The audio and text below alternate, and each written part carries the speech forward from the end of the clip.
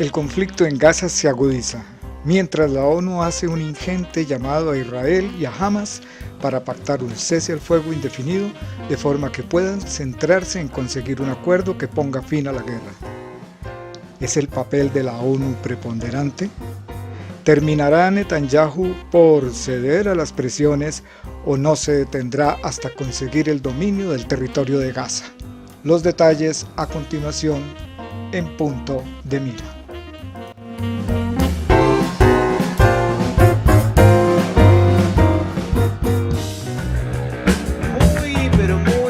Muy buenas tardes, buenas noches, buen fin de... no es fin de semana, buena semana.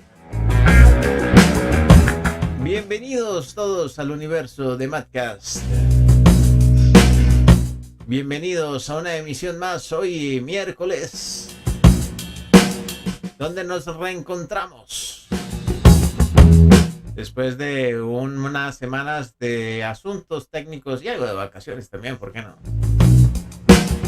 Digo, para no parecer tan vago. Recuerde que si usted va por la calle, está almorzando, sacando su perro, paseando en una lancha en Grecia y siente que alguien lo observa, siente cuando salta la lancha y se eleva, siente que alguien lo está mirando, que alguien está sobre su nuca.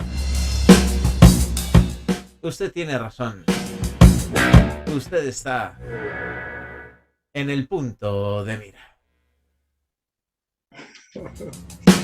Bienvenidos al punto de mira. Unas semanitas nos habían sacado un poco del contexto de la política de la actualidad mundial. Estábamos arreglando unos temas técnicos. Álvaro se había ido al bellisólogo, por eso lo ven ustedes hoy más joven, más bello y más claro. Que puede la tecnología. Le damos la bienvenida a nuestro queridísimo Álvaro de Jesús Forero, nuestro analista político de cabecera, escritor también, claro que sí. Usted sabe que tiene más de 4 títulos ya en la editorial del Rincón del Lector, distintos para su consumo, ahí están. Y vienen más. Álvaro, bienvenido. ¿Cómo estás? ¿Cómo va la cosa? Ay, perdón. Bien, Ignacio. Aquí pues después de casi 4 semanas que estuvimos ausentes. Casito, sí. Sí, han pasado muchísimas cosas, ¿no? Sí, señor. En cuanto al tema que vamos a seguir tocando. De todo. Sí, ha pasado de todo. De todo en el mundo, ¿no? ¿Ya votaron a Petro o no? No, todavía no. Bukele se lanzó otra vez, ¿no? Sí. No que se había despedido, me pareció. Se despidió, pero para poder ser otra vez candidato. Ah, ¿sí? Claro. Ah, bueno. A mí no me parece, hay personas que dicen que es que Bukele, que no sé qué. A mí me parece que las cosas el hombre las ha estado haciendo bien. Pues puso en cintura un problema de delincuencia. A todos esos guaches, sí. Hablemoslo de esa manera, porque es que no creo que cuando hay ese tipo de políticas digamos, de ultraseguridad, no deja de haber, digamos, errores, ¿no? Excesos en la fuerza, ¿no? Y hay injusticias también, ¿no? Como un muchacho colombiano que estuvo preso, no me acuerdo cuántos meses, pero estuvo unos meses simplemente porque llevaba unos tatuajes y por eso lo cogieron. Imagínese. Exacto. Obviamente lo soltaron, pero estuvo retenido.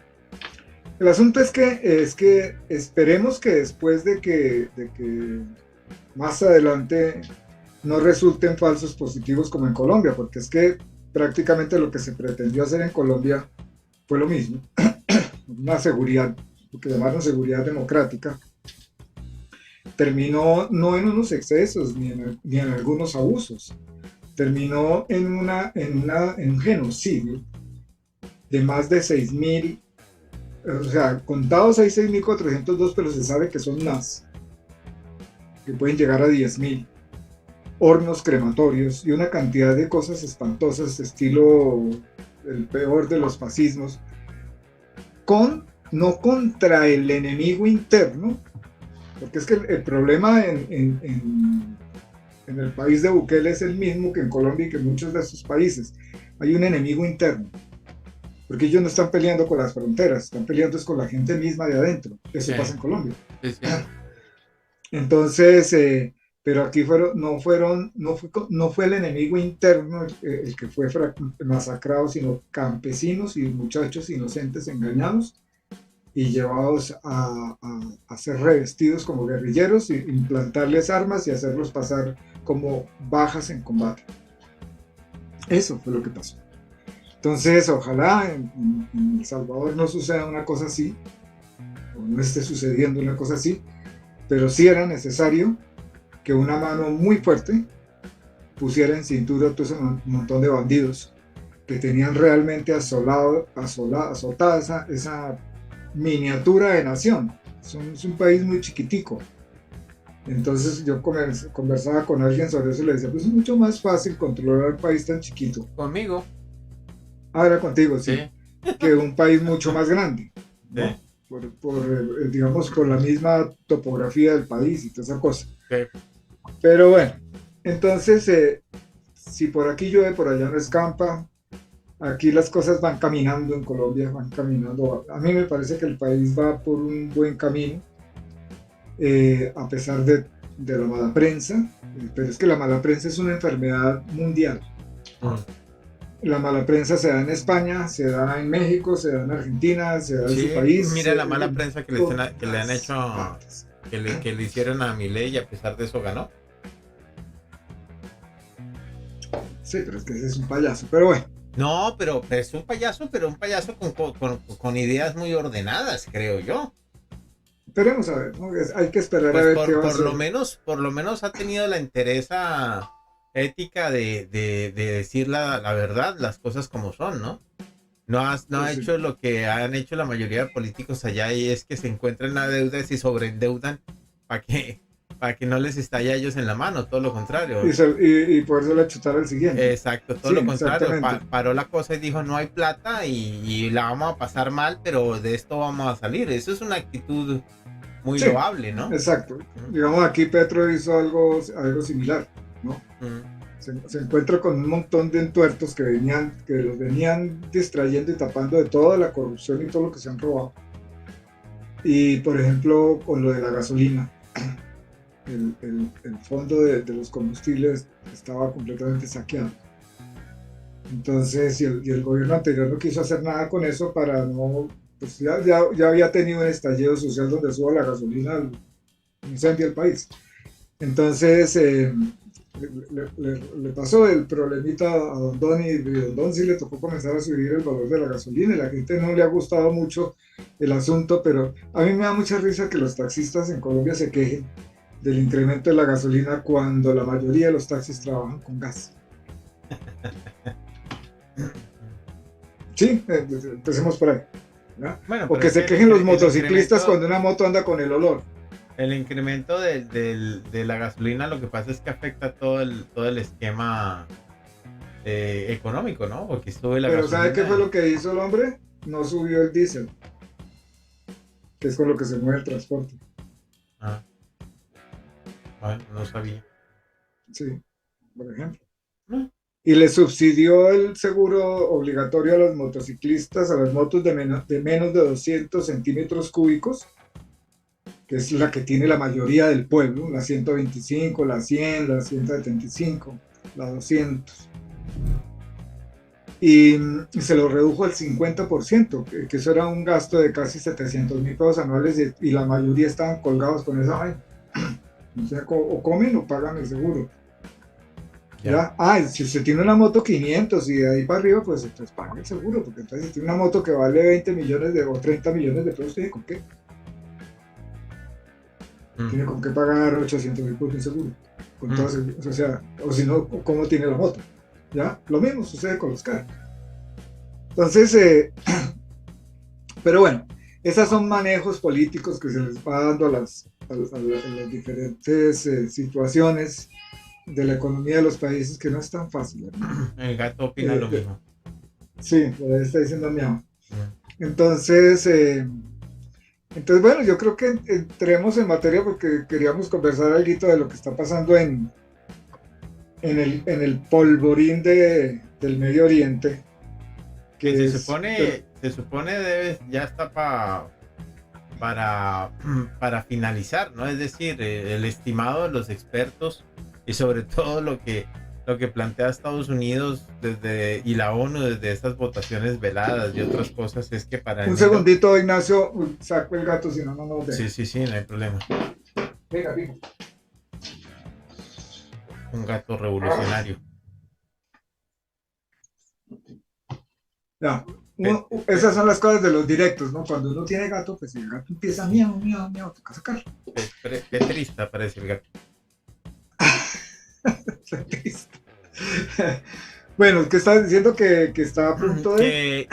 Esa votación velada de la ONU pidiendo el cese al fuego, el hecho de que Estados Unidos no haya todavía mandado los M-16, que la comunidad internacional esté como un poquito tensa con el tema, que estén presionando a Netanyahu y Netanyahu diga que a pesar de que no tenga apoyo internacional va a seguir adelante. Si ustedes ven que de pronto en algún punto Álvaro se ve borroso, tranquilo, no le está fallando el computador, sus ojos están bien, es una cámara tecnológicamente avanzada que tiene él ahora, que cuando se mueve lo pone borroso para que ponerlo más bello cada vez que lo enfoca, así que tranquilo. Ahí está, ahí se puso borroso y ahí se puso bello, listo. Entonces dice, todo esto supuestamente es la presión para que ellos, para que cesen las actividades y bueno, y vuelva, digamos, el control, la paz a esa Gaza ahora destruida y que va a quedar en manos del otro grupo, no, se me pasa el nombre en este momento, obviamente de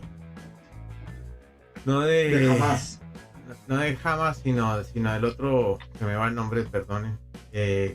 Y que bueno, a ver qué pasa. A mí también se me fue. Es que es difícil. A ver qué pasa, ¿no? Entonces, vamos a ver. Pero es que, bueno, correcto. Eso es, digamos, lo que la ONU plantea y lo que plantean muchos analistas. Otra cosa es el terreno. Mire, Ignacio, es que esto es una cuestión, aunque quieran decir que solamente es un problema geopolítico, o sea, que es el interés que pueda tener Israel sobre el dominio de la Franja de Gaza, o sea, quedarse con ese territorio. Y que no tiene nada que ver con religión, y que la historia, digamos, prácticamente es como, la historia es allá, en un pasado lejano que ya no es, a mí me parece que no es tan. ¿Por qué? Si uno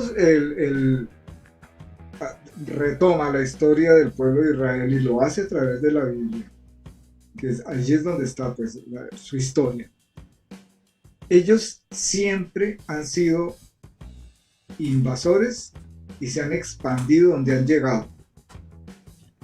Por ejemplo, cuando llegaron a la tierra prometida, esa tierra prometida estaba habitada por los cananitas.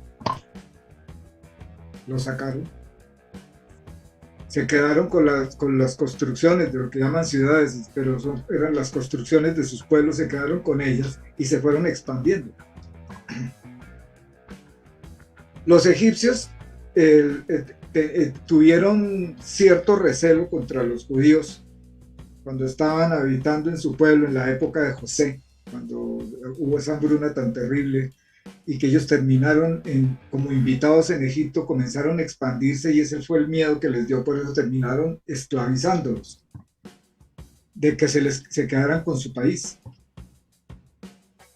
Ahora, ellos con digamos, la bandera, el enunciado de que somos el pueblo de Dios y el resto del mundo, si ellos son el pueblo de Dios, uno tiene que entender una cosa, no vamos a posar para que nos digan antisemitistas, no, estamos mirando la historia, porque semitas son todos los pueblos árabes, todos, los palestinos son semitas, los árabes son semitas, los iraníes son semitas, los yemenitas también, o sea, semitas son todos ellos. ¿Por qué? Porque comparten lenguas similares y culturas que se entremezclen. ¿Qué pasa con esto?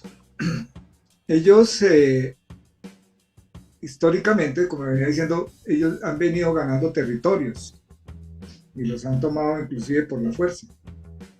Entonces, todo aquel que no sea judío es un infiel. Ellos no le dicen infiel, el infiel dicen son los musulmanes. Es un impuro. Por ser extranjero es un impuro, o por ser mezclado es un impuro. Y si es impuro, entonces no tiene derecho a Dios, al cielo, digámoslo así. Eso sucede allá con ellos. Esa es su mentalidad. Y ellos tienen en esa mentalidad están sus leyes, las leyes mosaicas en las que se incluye el ojo por ojo y diente por diente. Por eso Netanyahu no dijo vamos a repeler el ataque, vamos a hacer esto, vamos a hacer lo otro, vamos a defendernos, y dijo vamos a tomar venganza. Fue lo primero que dijo, venganza, ojo por ojo, diente por diente. Entonces, y prácticamente lo que pretenden ellos es exterminar un pueblo, por lo menos en la franja de Gaza, exterminar ese pueblo. ¿Para qué? Para quedarse con ese territorio. Entonces, volviendo a lo que hemos hablado en los otros programas. Fatah es Al-Fatah. Al-Fatah, sí. Sí. Volviendo a los otros programas, es una cosa, era una cosa obvia, demasiado obvia, que si pateaban un avispero les iba a llover un enjambre de abejas a picarlos. Esa acción de los de Hamas venía siendo planeada, según algunos datos que por ahí se leen, hace más de 2 años. Si hacía más de 2 años estaba siendo planeada y tenían ellos idea, y tenía Israel el mejor equipo de inteligencia militar como para saber qué estaban moviéndose y qué estaban haciendo, ¿por qué se lo permitieron? Bueno, yo no sé no sé si es que se lo hayan permitido. A mí me parece que de todas maneras el movimiento de Hamas estuvo muy bien planeado. Actuaron como actúan ahora las organizaciones terroristas a punta de células individuales que ninguna tenía toda la información de la operación. Utilizaron los túneles, que eso no se lo esperaban tampoco. Y utilizaron medios de transporte que por su sencillez precisamente evadían la preparación tecnológica, ¿no? Porque los radares y las cosas tecnológicas por ejemplo, del domo de acero, de hierro, perdón, están calibrados pues para detectar determinados objetos a determinada altitud con determinada velocidad. Y ellos llegaron en parapente, en medio de un festival, en motos, por debajo de la tierra. Fue una cosa como muy bien planeada, ¿no? Sí, planeada sí estuvo. Con toda la infraestructura y con todo el dinero también aportado, creo que eso ya está claro por Irán, ¿no? Es muy posible. Entonces, yo creo que más bien fue una derrota, que no han hablado de la palabra derrota para las Fuerzas Armadas israelíes, porque precisamente está todo esto que de pronto lo permitieron. No, para mí, como lo del 11 de septiembre, fue una clara derrota. O sea, es un golpe de guerra y es una derrota.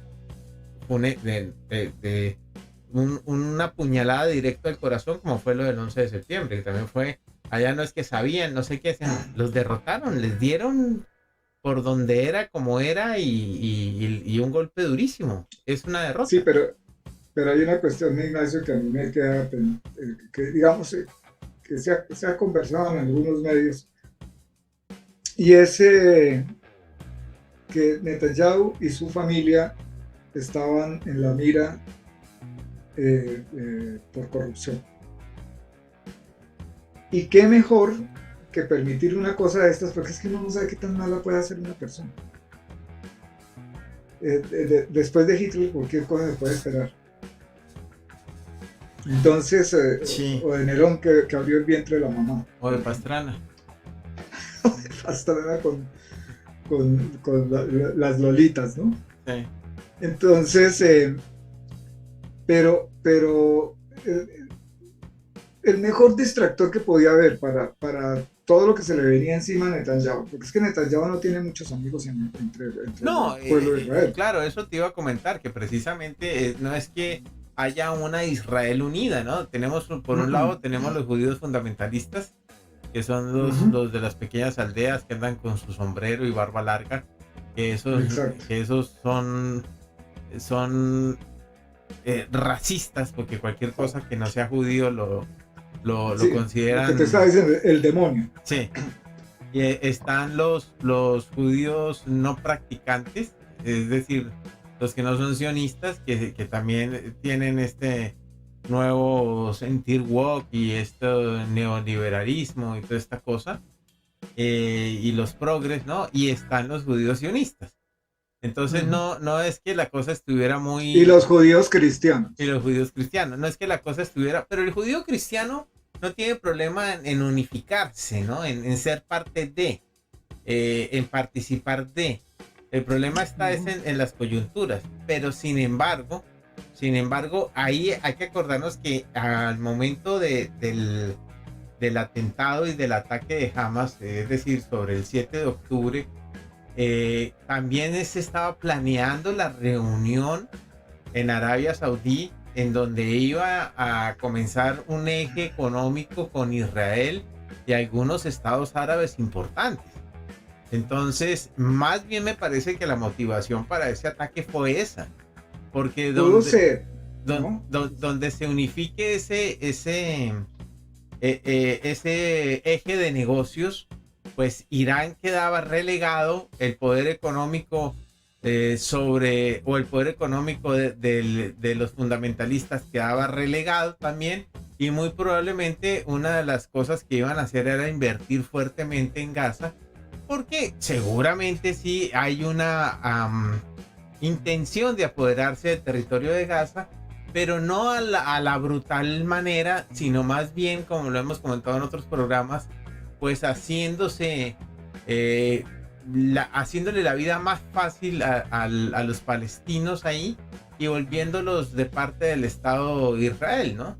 Entonces había como ese nuevo sentir árabe, y yo creo que precisamente Irán dijo, no, aquí si yo permito esto voy a estar rodeado de enemigos, y dijo, este es el momento, y le metió todo el hombro, y ese fue el motivo del atentado, ¿no? Que eso tampoco se habla mucho. Entonces, yo creo que en esta realidad política moderna, cuando la gente habla de una o de otra opción, siempre hay una tercera opción oculta y nadie está comentando eso, ¿no? Y a pesar de eso, todavía en Arabia Saudí recibieron a los delegados de Israel en el foro económico, y todavía se está adelantando algo de ese negocio. No están dando cancelado de todo el posible acuerdo económico, ¿no? Pero hay cosas, ¿no? Hay cosas de cosas, ¿no? Acuérdense, hay que acordarnos que Irán pues tiene bomba nuclear. ¿Okay? Sí, pero miren una cosa que es bien curiosa, digamos entrando pues, tomando ese rumbo de Irán. De todas maneras, entre todo eso hubo de qué aprovecharse, porque ahí se ha oído pues, que sí, Israel sí sabía, ¿no? Sabía que iba a suceder algo así, y prácticamente no lo entiendo.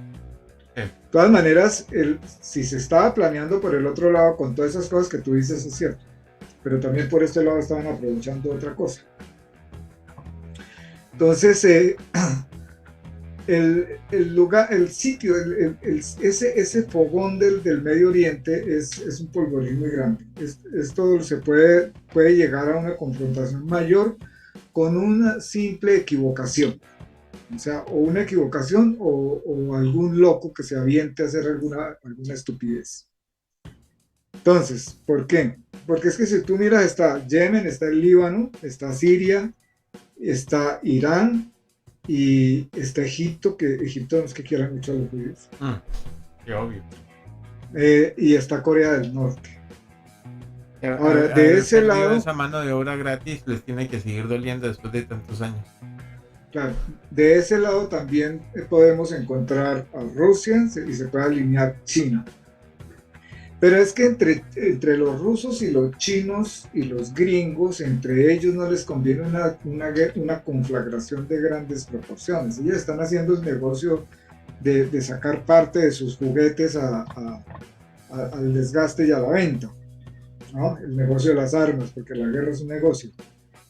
Pero llegar a una confrontación nuclear, digámoslo así, tiene que estar uno demasiado cerrado de cerebro pensando que al día siguiente de esa vaina o unas horas después de que se empiece a disparar todo el mundo sus cohetes, el del mundo va a quedar algo que sirva. No, indudablemente nadie quiere una guerra nuclear. Nadie. Exacto, ni siquiera los mismos iraníes, por eso han estado tan así, ¿no? Sí. Nosotros somos, pero no somos. Sí, sí. ¿No? Entonces jugamos, pero no jugamos. Sí. Porque fuera por ellos ya habían aplastado a Israel. O por lo menos se habían enfrentado una confrontación directa porque motivos han habido suficientes. El problema es que llegue a caer un cohete de Israel o lanzado por otro y que se lo adjudiquen a Israel en Irán. Por ejemplo, es que ese tipo de cosas que pueden suceder pueden desencadenar en una conflagración.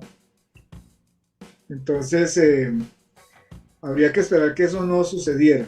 No, pero no, yo creo que el escenario nuclear de ninguna manera, a menos que aparezca algún loco, que de todas maneras,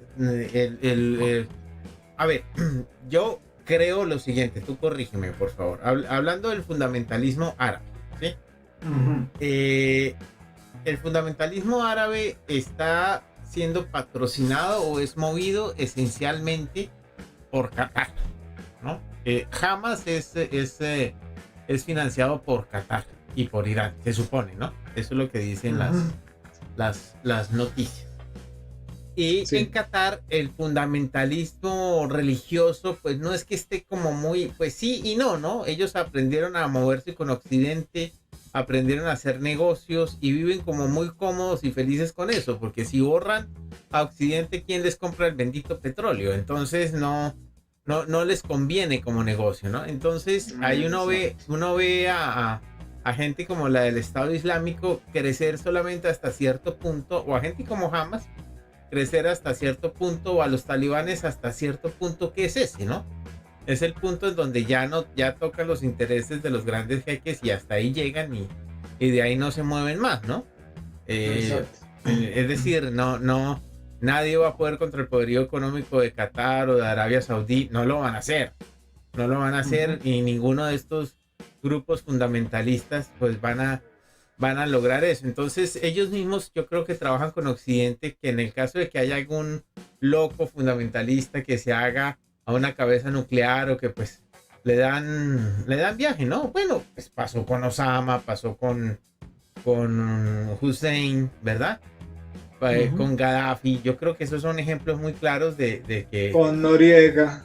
Bueno, sí, pero Noriega no tiene nada, estamos hablando del mundo árabe, ¿no? No de... Sí, pero digo yo, pero ha sido, digamos, el estilo de la CIA, de los gringos. Sí, claro, sí, pero en el caso, por ejemplo, de Osama Bin Laden, de Hussein, de Gaddafi, pues en ningún momento hubo un movimiento árabe grande en respuesta o para evitar que, o condenando que. Sí, la cosa quedó como, yo creo que inclusive hasta ellos mismos participaron en esa erradicación, ¿no? Ahora a la ayatollah en Irán pues no la tocan porque pues no la tocan, no es necesario tocarla porque llega hasta cierto punto también, ¿no? Yo creo eso, creo que no es negocio meterse en una confrontación grande, en una guerra grande. Creo que el negocio está en esto, ¿no? En presionar, en parar y en darle. Entonces no, creo que ese escenario de una guerra frontal no lo vamos a tener. Que es lo mismo que pasa en Ucrania, ¿no? También con Rusia, ¿no? Exacto. Digo yo, no sé. Sí, o sea, no es sencillo que se llegue a ese punto, pero no es imposible. No, pues claro, si aparece algún loco Ahora, y aprieta el botón, El papel de la ONU ha sido, a mí me parece es- la ONU ha perdido digamos, la potencia y la calidad que sí, tenían completamente, para lo que fue creada. completamente, No tienen una voz contundente, completamente, no la no tiene, la tienen. no la tiene, no, para nada. Eh, eh, Después de todo esto, los otros que van a quedar fuertemente golpeados son la OTAN, Correcto. ¿ya?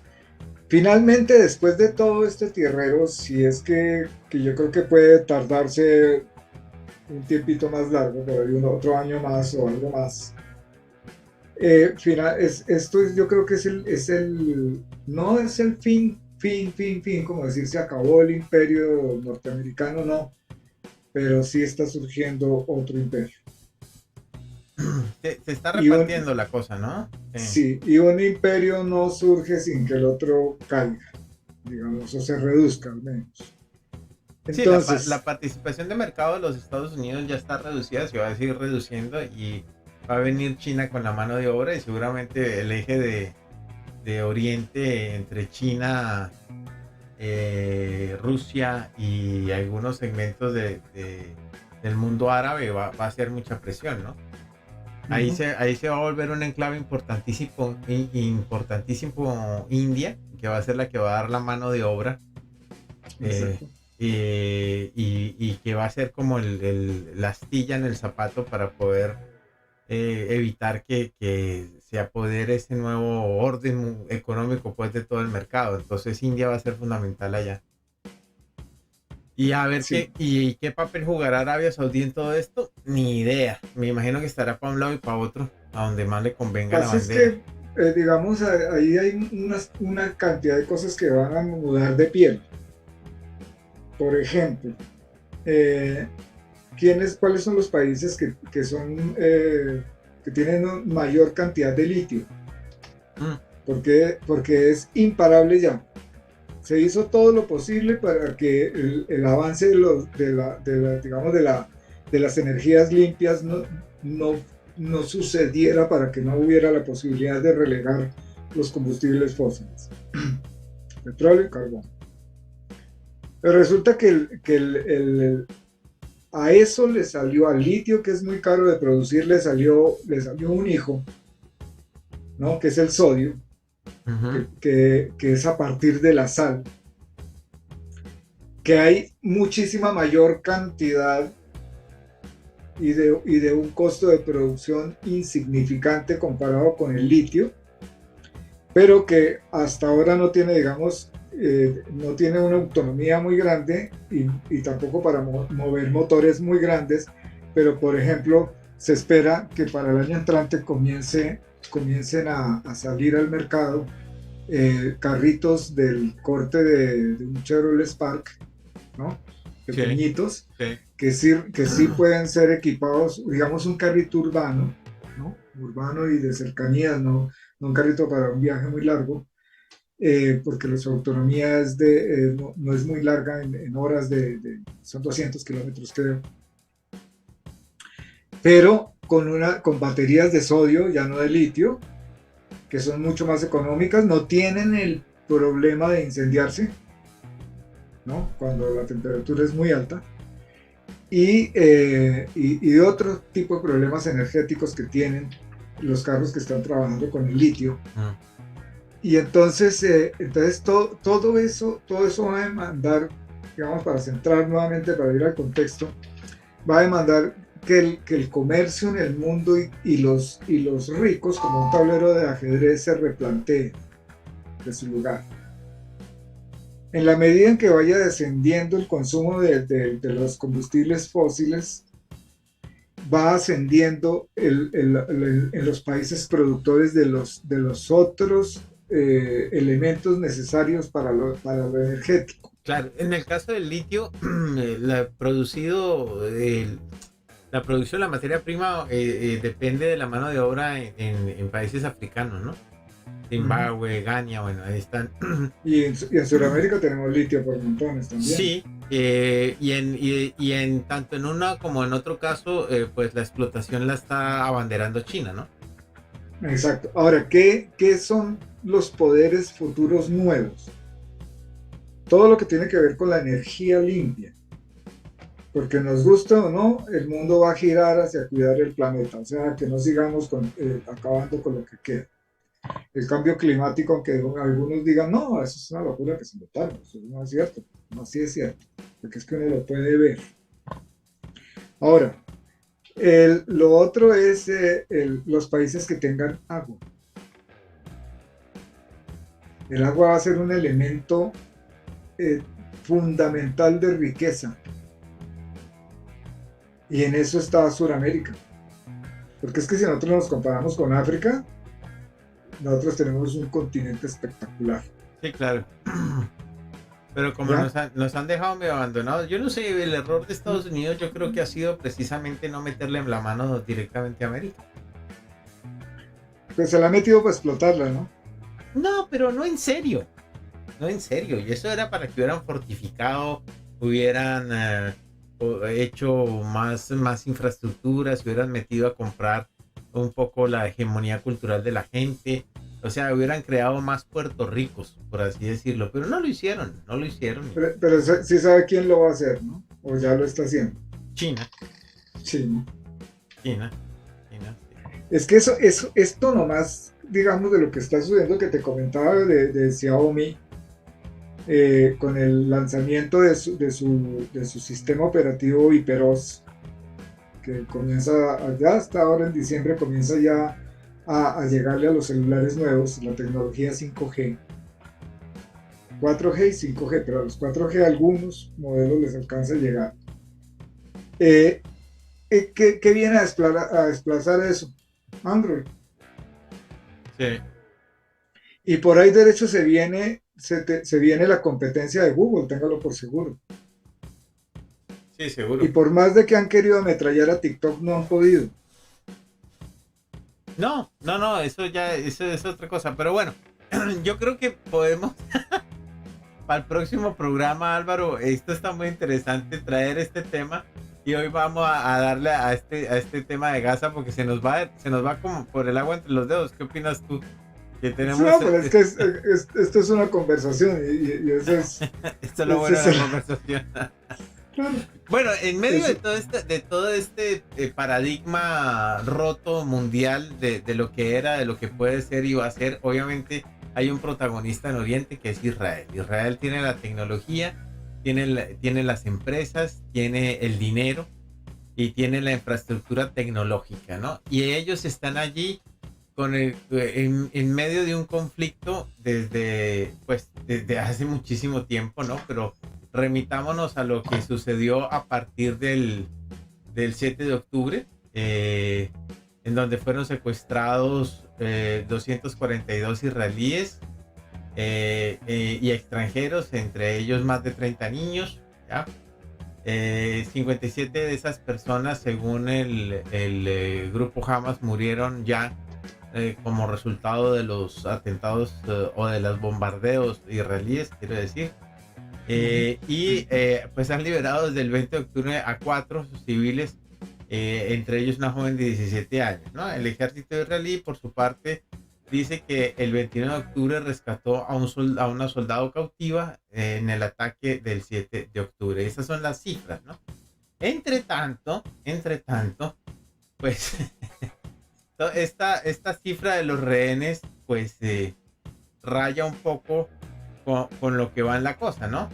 Porque 1.400 personas murieron en este atentado del 7 de octubre y hasta el momento, pues tenemos cifras que van por arriba de los 10.000 muertos ya en estos 2 meses, ¿no?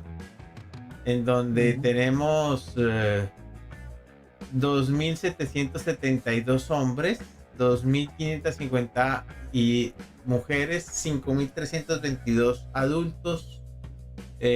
O sea, de esas 10.000 personas, ¿no?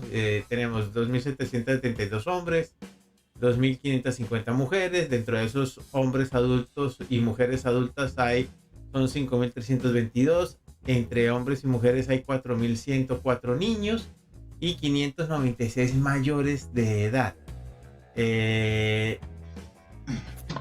Entonces, pues aquí va la cosa, ¿no? Y ha habido 5.400 heridos, ¿no?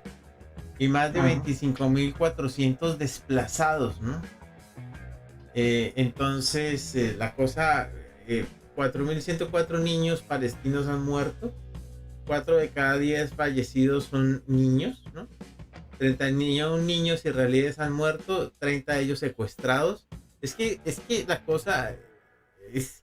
Por eso digo que fue una derrota, porque es que se metieron y le sacaron 30 niños. Eso para un estado es una derrota, ¿no? Uh-huh. Y ha habido 1.270 niños desaparecidos en la guerra hasta el momento, ¿no? Pero ¿cuántos niños tiene Israel presos? ¿Desde hace cuánto tiempo? Niños. ¿Cómo así? En Israel hay niños presos. No. Ahí sí me desayuno. Cuénteme usted. No tengo la cifra en este momento, pero es que como el conflicto no comenzó ayer, sí, claro. No comenzó el 7 de octubre, sino el conflicto comenzó después de la Segunda Guerra Mundial, cuando Inglaterra les abrió el espacio al pueblo de Israel para que, hombre, sí, está bien que tuvieran un estado, ¿por qué no? Pero ¿por qué tienen que expandirse y expandirse sin límites, irle quitando y desplazando a los demás? Es que tenemos la guerra de las piedras contra los tanques. Es que o sea, la reacción del pueblo palestino, la reacción del pueblo palestino. Yo no creo que sea tanto así, que lleguen los israelitas con tanque y estén los palestinos con sí, Ignacio. ¿Señor?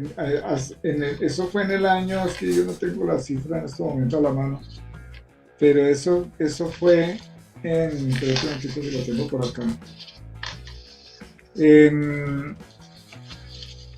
Bueno, es que no me queda fácil encontrarlo así tan.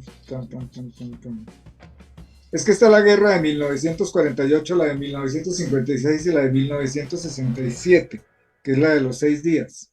Sí. En esas guerras, una de ellas prácticamente estaban desarmados los palestinos y los israelitas con tanques. Por eso se llama la guerra de las piedras contra los tanques. Entonces, algo así como lo que sucedió en el estallido social en Colombia, que era piedras contra tanquetas y gases venom disparados al rostro de los muchachos, a la humanidad de los manifestantes. Entonces, pues, cuando uno dice terroristas, entonces son terroristas los palestinos, pero no son terroristas los judíos. Bueno, lo que pasa es que... O sea, la muerte de casi 5.000 niños no es terror.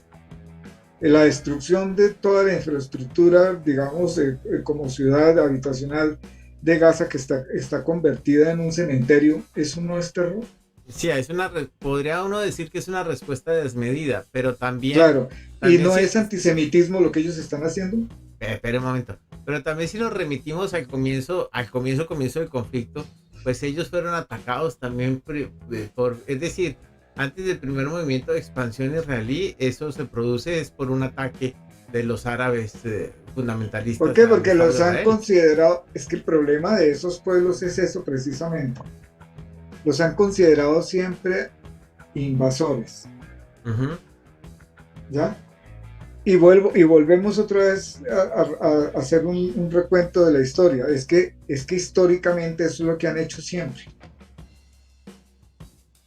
Cuando ellos salieron de Egipto, de la esclavitud de Egipto, y llegaron a la tierra de Canaán, ¿a qué llegaron a la tierra de Canaán? No, es que es la tierra que Dios les dio. Sí, pero llegaron a invadir ese territorio. Había gente ahí. Entonces, y se lo tomaron por la fuerza. Como otras tantas culturas y otros tantos pueblos. Los otomanos y todos los demás. Sí, claro, sí. Y los romanos. También, por supuesto. Es que, obviamente. Es que es lo mismo, por ejemplo, que cuando el otro día discutía con una persona, un antropólogo, me decía que él es uno de estos antropólogos New Age que insiste en que España debía resarcir a los pueblos indígenas y que el perdón del Imperio Español por haber hecho la invasión. Entonces yo le decía, y bueno, ¿por qué no le dice España a Italia entonces que los resarza por haberse metido con los galos y con los celtas y con Viriato cuando invadieron, ¿no? O sea, lo mismo, igual vino Sí, Roma, eso, el Imperio Romano y los invadió, los volvió mierda, los agarró de esclavos, entonces les claro. agarró los recursos naturales, entonces, y lo mismo, el Imperio Romano hizo lo mismo, entonces Italia y Roma deberían pagarle a medio mundo porque pues Roma invadió a medio mundo, y bueno, vámonos un poquito más allá, entonces agarremos a Grecia y que reparta todas sus riquezas porque Alejandro Magno también se apoderó de medio mundo, y si quiere pues ya que estamos hablando de eso, pues entonces digámosle a Irán que como eran los persas antes, pues entonces Los persas, le exacto. pague al mundo. Entonces no, o sea, no podemos, Sí, ¿no? eso no tiene presentación. Sí, no, eso no, No. yo entiendo lo que tú quieres decir, que es que hay hay un relevo de hechos que en efecto plantea la posibilidad o muestra la posibilidad de que ha habido un relegamiento de personas, como ha sido en todo el mundo, Pero ¿no? es que mire un puntico acá. Decimos que los musulmanes son fundamentalistas, porque para el pueblo musulmán todos los que no son musulmanes son infieles. Sí. Y todos los que son infieles son dignos de morir porque somos el Cerdos. diablo. Sí, ¿Sí? sí. Ya. Para el pueblo judío, todos los que no son judíos son impuros, son gentiles, son paganos. Sí, pero, Y los cristianos, para los judíos, somos la causa de toda su desgracia. pero no para todos los judíos. Es que, No para no, no, y tampoco no para todos los musulmanes, porque yo tengo contactos en mis redes no, pero con musulmanes y son una genialidad. para el fundamentalista musulmán, sí. Y para el fundamentalista judío también. Bueno. Y también hay fundamentalistas cristianos, no vamos a decir que no lo son. No, obviamente. Agarre usted un ¿Sí me pastor entiendes? protestante por Entonces, ahí, lo que ¿verdad? pasa es que es más fácil que un fundamentalista judío o un fundamentalista musulmán coja un arma contra otro que lo haga un cristiano, pero no quiere decir que no lo haga, ¿no? Bueno, si Porque si hablamos de vamos... fundamentalismo cristiano, hello las cruzadas, ¿no? Bien, empezamos por ahí. No, ¿qué cruzadas? ¿Para qué me meto con las cruzadas? Inquisición. Las cruzadas tenían No, que alguna la gringa. Inquisición tuvo dos facciones, no propiamente era la iglesia, sino también eran los gobiernos. Pero era fundamentalismo Pero, cristiano. pero eran gobiernos cristianos, Sí, era desde luego. fundamentalismo cristiano, sí. Entonces, pero esa mentalidad de, de, de, de esas... por eso es que yo siempre he dicho que mezclar política con religión, eso es una bomba de tiempo. ¿Ya? Porque si mi Dios no puede ser su Dios, entonces yo tengo el derecho de matarlo si usted no tiene alma. Por ejemplo, lo que decían Eh, con los indígenas aquí en Sudamérica. es que ese sí es el problema, Matar a un exactamente. indígena no es pecado. ¿Quiénes lo decían? Los musulmanes no, porque ellos no fueron los que llegaron, ¿no? Uh-huh, Los judíos tampoco, eran uh-huh, los cristianos. uh-huh. Entonces, matar un indígena no es pecado porque el indígena no tiene alma. Es como matar un perro o un caballo, un toro, lo que sea, animal. ¿Ya? Eso es lo que no tiene sentido. Entonces, mientras sigamos con esa mentalidad de desprecio por el otro, es que hay una cuestión muy sencilla, y retomando un pedacito también de la historia para ir más o menos conociendo cómo es la mentalidad de los judíos. Cuando le preguntan, No de todos los judíos, del no de fundamentalista. todos, sí, correcto, ni de todos los cristianos ni de todos los Sí. musulmanes, de los que son así Entonces, hablemos de radicales, la mentalidad del fundamentalista. del fundamentalista.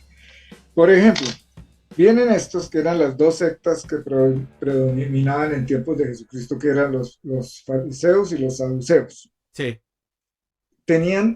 Adoraban el mismo Dios, seguían la misma ley, pero tenían diferencias en conceptos, por ejemplo, como la resurrección. Unos decían que sí había resurrección y otros decían que no. Sí.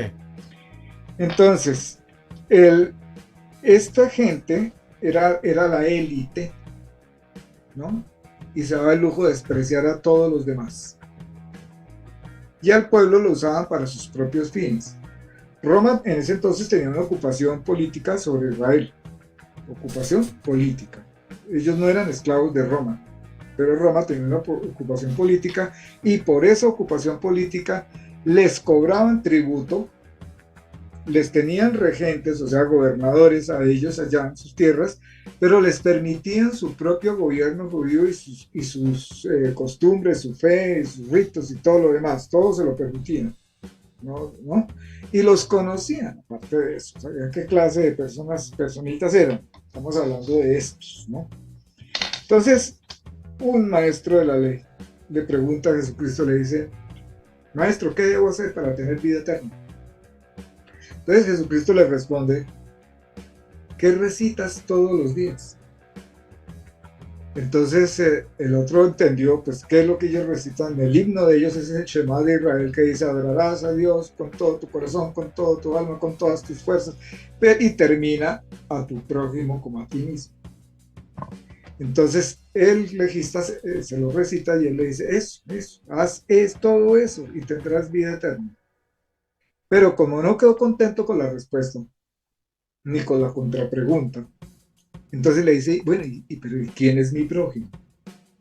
Entonces nosotros no reparamos, generalmente cuando escuchamos eso, no reparamos en por qué le hizo esa pregunta, ¿y quién es mi prójimo? Muy sencillo, porque para ellos prójimo era solamente ellos, el resto eran unos paganos, impuros, ni los samaritanos.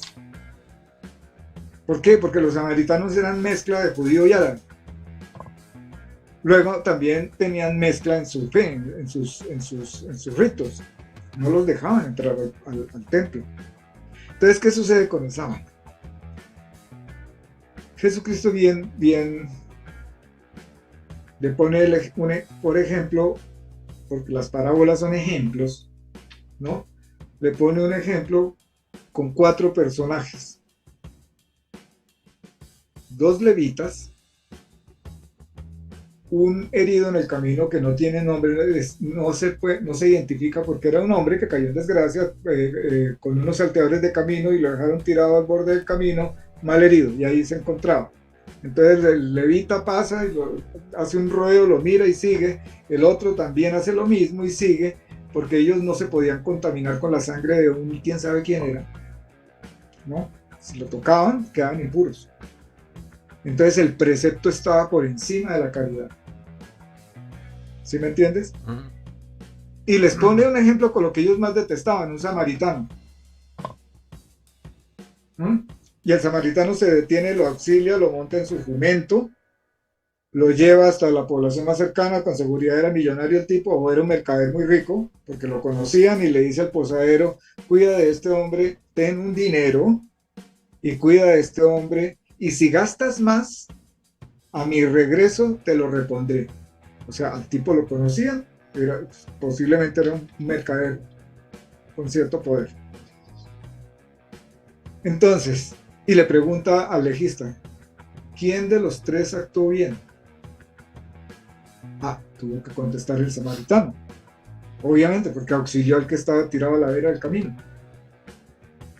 Entonces, ¿por qué el que estaba tirado a la vera del camino no tiene nombre? O sea, no es identificable, no era, es que venía por decir algo, un egipcio y lo atracaron y lo dejaron ahí tirado. No. Sencillamente porque ese herido representa a cualquiera en el mundo, de la fe que sea, de donde venga, de su raza, de su identidad, de su estrato social, de todo, de su cultura, lo que sea, no importa quién sea, es un herido que es un prójimo, es un herido que está a la vera del camino, que necesita ser auxiliado. Y lo hace un samaritano y no lo hacen los 2 judíos. ¿Por qué? Porque para ellos estaba por encima de la caridad el precepto. Y resulta que es que no es así. Por eso no podían comprender quién era Jesucristo. Porque se salía de todo, digamos, de todo el marco de sus fundamentos, religiosos lo que él hacía. ¿Cómo así? ¿Ya? Entonces, ese es un claro ejemplo de lo que es el carácter judío frente al resto del mundo, y eso no vamos hay que hacer la aclaración, y es bueno hacerlo, dentro del pueblo judío están los progres, que es los muchachos del mundo, de que les va a importar estas cosas. ¿Ya? Estamos hablando de los fundamentalistas, de los que se apegan a la ley y al decreto y al mandato y a todas estas cosas, en todas partes. No a los occidentalizados, digámoslo así. Entonces el mundo tiene que cambiar esa perspectiva. Y es muy posible que descienda un poquito los odios. Pero, ¿hacia dónde vamos a ir cambiando? Hacia la tecnología. Venimos montados en el caballo de la tecnología después de la Segunda Guerra Mundial para acá. O sea, los avances tecnológicos del mundo, científicos y de conceptos filosóficos y mentales, han cambiado muchísimo en los últimos 100 años. Una barbaridad. Pero tienen que seguir cambiando, pero asimismo también hay una vaciedad, digámoslo de esta manera, espiritual entre la población del mundo, las generaciones que vienen surgiendo, que no sé cómo ir a hacer el asunto con esta mezcla humano, inteligencia artificial, con toda esta cantidad de cosas, hasta dónde nos podemos llegar a deshumanizar también más. No sé, o sea, lo que está por venirle al mundo es complicado. O sea, no para ser pesimistas, pero digamos complicado de entender, porque ya las cosas no se demoran 3, 4, 5 siglos en dar un giro, sino lo hacen en fracción de 5 o 10 años. ¿Usted qué opina, Ignacio? Sí, yo pues creo que tienes toda la razón en lo que estás diciendo respecto al cambio tecnológico, y creo que no hay una estructura moral para poder asumir esos cambios tecnológicos sin que eso signifique que se esté negociando o dejando de lado aspectos importantes de la humanidad y de la vida en comunidad. Que creo que esos dos aspectos van a sufrir de manera radical y sustantiva el hecho de una tecnología que va a superar precisamente las reglas, ¿no? Entonces, de acuerdo con esto, no sé qué, no sé qué nos espere, ¿no? En el futuro, pero desde donde yo lo veo, pues creo que soy de las últimas generaciones o de los últimos hombres con un tipo de estructura, y que eso ya cambió, y que los que vienen a relevar mi lugar como hombre vienen con otros chips y otras cosas entre la cabeza, vienen con otra normalidad que desde muchos aspectos para mí es bizarro, ¿no? El tema. Y que en ese cambio generacional pues se va a pagar con lo que siempre se pagan los cambios generacionales en el mundo, y es con sangre. Y parte de esa sangre, o mucha de esa sangre, está siendo en este momento derramada en los diferentes conflictos armados, entre esos el de Gaza, ¿no? Entonces, de acuerdo con esa perspectiva que hemos estado charlando, que yo creo que hasta nos da para volver a hablar la otra semana, o no sé si mañana te atrevas a hacer un especial de pronto para seguir con el tema que está interesante. No, mañana no puedo, porque tenemos un compromiso que estamos a puertas del grado de Francisco. Muy bien. Entonces, sí. Entonces, para ti, ahora ya después de haberte respondido la pregunta con mucha dialéctica que te la respondí, yo te hago la siguiente pregunta. ¿Finaliza el conflicto ahora en enero, como dice la ONU y como quiere Estados Unidos, o no? Yo no creo. ¿No? Yo no creo, primero porque la ONU ya no tiene la capacidad, la fuerza con que fue creada, y muchísimo menos la tiene para dar órdenes. Israel no se va a quedar quieto. Netanyahu no va a echar pie atrás tan fácil. Tendría que recibir una presión muy grande de su propio pueblo, que se levantara, pero también su propio pueblo está interesado, quedó horrorizado con lo que hizo Hamas y no quiere que eso se extienda, ¿ya?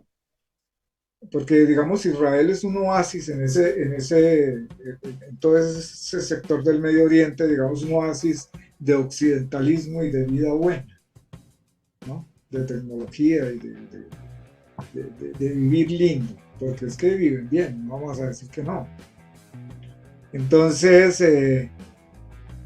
yo creo que muchos del pueblo de Israel en general, casi que podríamos decir que en general, detrás de todo concepto pueden estar esperando de que se reduzca completamente a Hamas.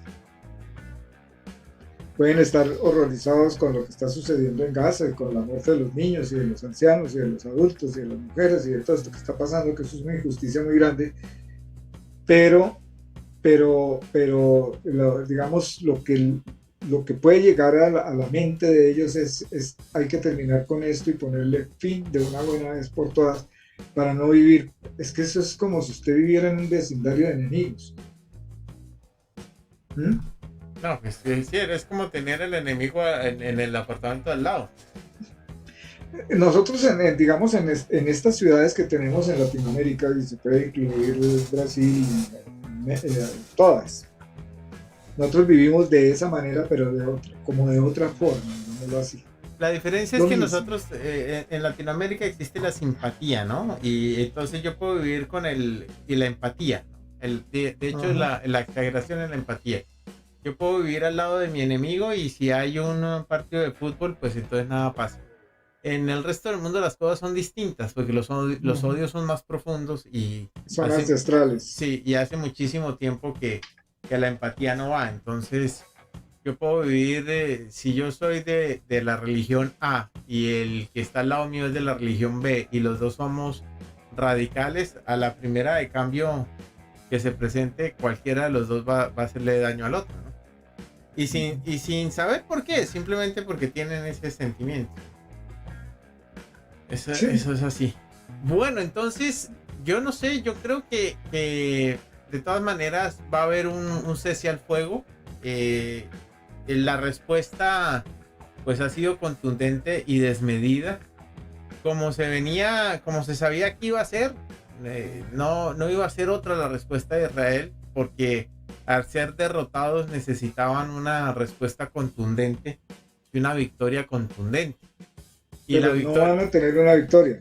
No ellos están buscando la erradicación de Hamas y a menos que continúen con lo que están haciendo, no van a poder tenerla. Y creo que no la van a tener porque la presión internacional va a ser demasiada. Exacto, ellos no estaban contando con que se les iba a voltear la torta a tal punto que mire que los mismos Estados Unidos contaron sus portaaviones y entonces ahora ¿no? El alarde de fuerza que ha podido hacer. ¿Sí? Finalmente, ¿qué ha podido hacer? Despegar los F-16 para acabar con quién, a ver, ¿con quién? ¿Con Irán? No, lo que pasa es que Estados Unidos está en la misma posición de la ONU y de la OTAN, porque son la ONU y la OTAN. Y esto ya está demostrado que ya la gente no les copia. Yo recuerdo un mundo en donde si aparecían los cascos azules de la ONU, la cosa era seria. Y todo el mundo temblaba. Y ese mundo ya pasó. Ahora se los pasan por el forro a los cascos azules. No les... Miren nomás lo que pasó con la Corte Penal Internacional y Putin. Pues sí, es que no. Semejante despropósito y ridículo. ¿No? ¿Quién va a capturar a Putin? Hágame tricitico de favor. ¿Quién es el que lo va a capturar? Tendría que capturarlo los mismos rusos allá dentro de su país. De lo contrario, de afuera nadie lo puede capturar. No, yo creo que ha perdido mucha seriedad y ha perdido validez por el dinero, por los negocios, por los cambios de poder. Y creo que si hay algo evidente es que es precisamente el dinero el que está dando ahora la posibilidad de la política y el poder. Antes había un equilibrio entre el poder, el dinero y la política. Hoy en día el dinero domina. La gente ama tanto el dinero que domina la política y el poder. Y el dólar viene. Sí, y en virtud de eso, pues ya la ONU se la pasan porque ya la ONU no significa nada, la OTAN no significa nada, porque ya, No lo respetan. porque no, porque ahora el que tiene la plata, pues hace lo que tiene que hacer, ¿no? Entonces, Exacto. bueno, querido Álvaro, Pues conclusión miremos a final. ver qué sigue sucediendo, porque muchas cosas han pasado ahorita, los días de tregua, el que hayan dejado entrar suministros, Sí. eh, porque es que han sucedido muchas cosas, una presión muy grande sobre la población de los palestinos. O sea, para poder castigar a Hamas tienen que acabar con 10.000 palestinos hasta ahora, cuántos faltan, y destruir completamente la ciudad, cortarles el agua, que es una cuestión completamente inhumana, cortarles la energía, ya los suministros hospitalarios y el alimento, y someterlos al éxodo. ¿A dónde quieren que se vayan a vivir? ¿Al desierto del Sinaí? Entonces todo esto, toda esta inhumanidad para poder contener un grupo, mejor dicho, eso es una pequeña muestra de lo que pequeñísima, de lo que puede ser un conflicto mundial de grandes proporciones. O sea, el hombre en un conflicto mundial de grandes proporciones se enfrenta a una destrucción y a una miseria del tamaño que estamos viendo, presenciando por redes sociales y por televisión y por todas partes, ahí en ese territorio de Gaza. Eso sucedería, pero en el mundo entero. Entonces, yo creo que sí, yo ya no creo nada, Ignacio. ¿Por qué? Porque si el COVID, la pandemia no fue capaz de sonarnos la campana mundial y decirnos, oiga, mire, nos enfrentamos la humanidad entera a un bichito desconocido, ¿no? Invisible, un enemigo invisible que no tenía F-16, ni tenía misiles Tomahawk, ni tenía torre, esa cúpula de hierro, ni nada de esas pendejadas, ni nada de eso servía para combatirlo. Ni todos los ejércitos del mundo servían para combatirlo, ni las armas del mundo servían para combatir ese bichito invisible. Lo que logró combatir ese bichito invisible fueron los ejércitos de médicos y de enfermeras y la solidaridad en el mundo entero, aunque algunos hayan hecho negocio con las vacunas y con todo lo que usted quiera, ¿ya? Pero se necesitó una gran solidaridad mundial que se vio, se sintió, se palpó, de salir nosotros a la calle y prácticamente considerar que el que caminaba cerca de uno podía ser un peligro para la vida de uno. Todas estas cosas, de ver el comportamiento de los animales, el comportamiento de todo lo que se vio general en el mundo entero, ricos y pobres, porque es que esa vaina no escogió, porque si el bichito hubiera atacado solamente a los pobres no lo habían combatido. Es porque atacó a los ricos también y viajaba en primera clase en los aviones. Entonces, y puso en tierra los aviones, detuvo las industrias, detuvo la economía en el mundo, logró parar el mundo y encerrarnos a nosotros en las casas, mirando por las ventanas, y los animales paseándose en las calles. Se acabó la plaga humana, pensarían ellos. ¿A dónde se fueron esos? Entonces, si eso no fue capaz de girar el corazón del mundo, sino que nos enfrascamos en estas guerras, después de eso, después de la barbarie de la Primera y Segunda Guerra Mundial, digamos, hablando de este tiempo donde podemos decir que tenemos una mentalidad en que ya si hay un eclipse solar no es que se va a acabar el mundo, o es presagio de desgracias, que entendemos un poco más por la ciencia y por la tecnología lo que nos rodea, la vida, el universo. ¿Ah?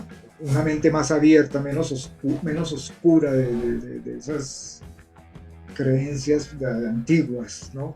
Basadas en imaginación y en suposiciones. Y no somos capaces en pleno siglo XXI, año 2023, de pensar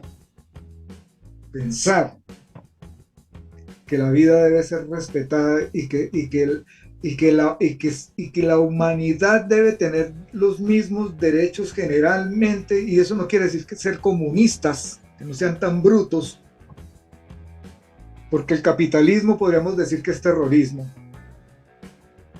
Cuando las riquezas se acumulen unos pocos mientras otros están muriendo de hambre. Mientras yo tengo medicina prepagada, entonces necesito el especialista, mando un WhatsApp y entonces me dan la cita 2 días después, pero el fulano que vive por allá en un barrecito, el desplazado de las sociedades de este lado del mundo, ¿no? El palestino de este lado del mundo, que no tiene el confort y las comodidades, a ese el especialista lo atiende 6 o 7 meses después cuando su enfermedad ya no tiene recurso, si es que lo atiende. Entonces, un mundo de estadísticas, un mundo de avaricia, un mundo de egoísmo. Mientras yo esté bien, a mí que me importa que los demás estén mal. Pero cuando a mí me tocan, o cuando tocan lo mío, ¡ay! Eso sí es un problema. Pero mientras yo pueda estar acabando con los demás y escupiendo al que veo por la calle, eso no es un problema, porque es que esos son perros. No significan nada. Mentalidades, Ignacio. Y yo creo que esas cosas, eso desgraciadamente de eso no podemos como raza humana enorgullecernos. Nos hemos distinguido es por eso, por ser depredadores de nosotros mismos, y estamos acabando con el planeta, ¿verdad? ¿No? Señor, bueno. De 13 minutos. Oscura la conclusión. Bueno, nos estaremos encontrando próximamente en otro punto de mira, donde retomaremos seguramente este tema y otros de la actualidad política y mundial. Muchísimas gracias a todos por habernos acompañado en esta aventura, y nos estamos encontrando la próxima vez que usted sienta que alguien lo observa, que siente que alguien lo sigue. Pues usted tiene razón, esté en Israel, esté en Camerún, o esté en Venezuela o en Colombia, usted tiene razón, alguien lo observa, usted está en el punto de mira. Hasta luego, bye bye. Chao, chao.